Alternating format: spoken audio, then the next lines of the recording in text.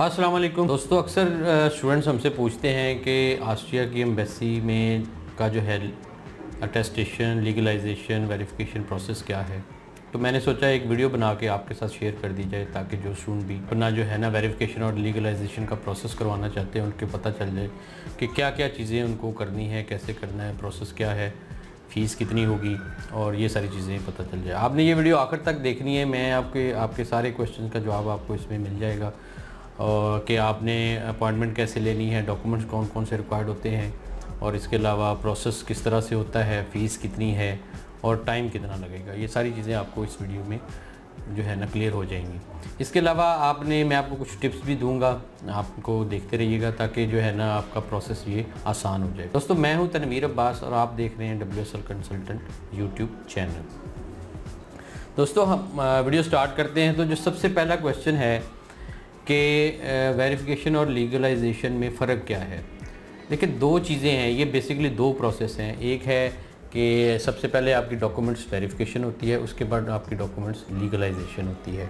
तो वेरिफिकेशन में क्या होता है कि जो है आप जब डॉक्यूमेंट्स सबमिट करवाते हैं तो एक थर्ड पार्टी है जो बेसिकली कहीं ना कहीं वो लॉ फर्म होती है या कोई इंडिविजुअल हो सकता है, वो उसको एम्बेसी अपॉइंट किया होता है कि वो आपके इलाका में आके आपकी यूनिवर्सिटी में या आपकी जो बर्थ सर्टिफिकेट है उसके लिए आपकी यूनियन काउंसिल में जाके आपके डॉक्यूमेंट्स को वेरीफाई करता है। वो पर्सनली विज़िट करता है, आपके डॉक्यूमेंट्स को वेरीफाई करता है, उसके बाद वो रिपोर्ट जो है एम्बेसी को देता है।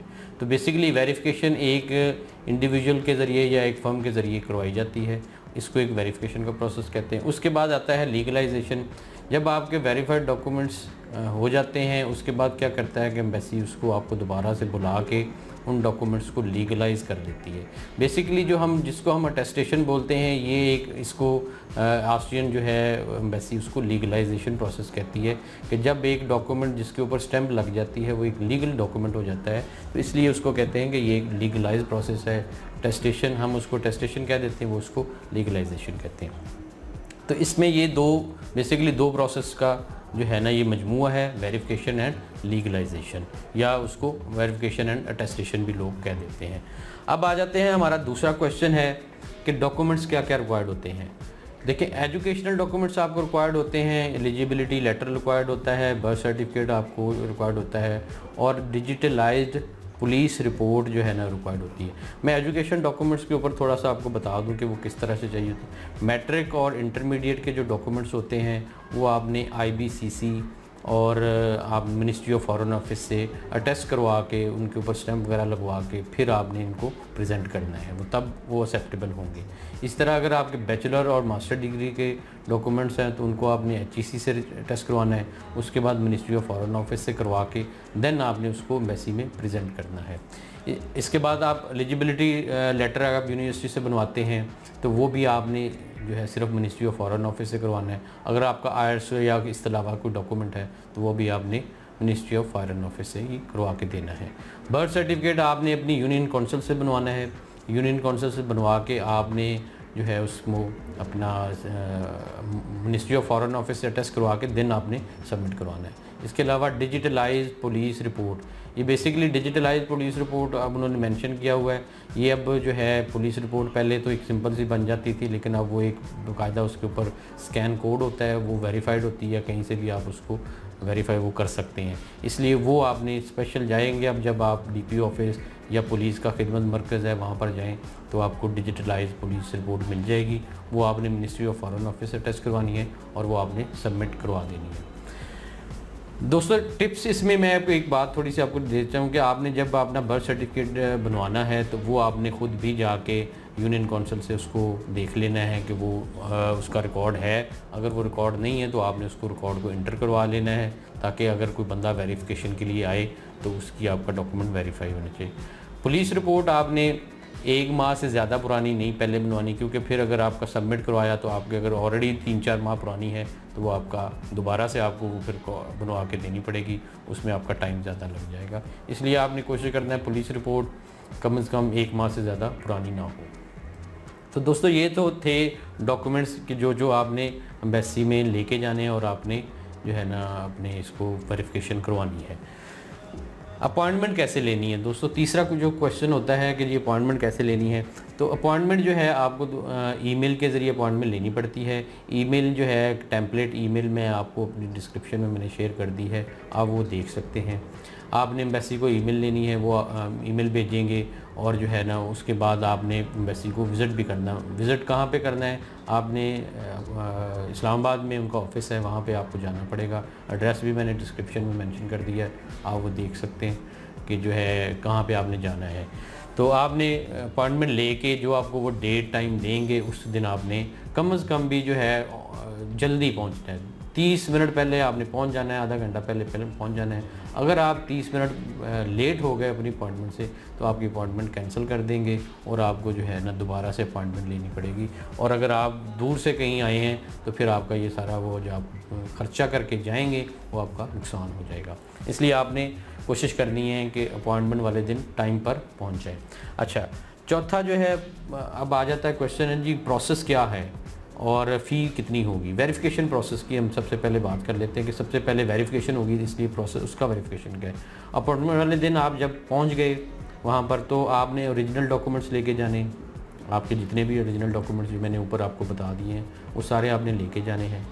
A4 साइज़ की फ़ोटो कॉपीज़ आपने लेके जानी है उनके साथ, सब डॉक्यूमेंट्स की A4 साइज़ फ़ोटो कॉपीज़ आपने करवानी है। पासपोर्ट ID आपने लेके जाना है अपना।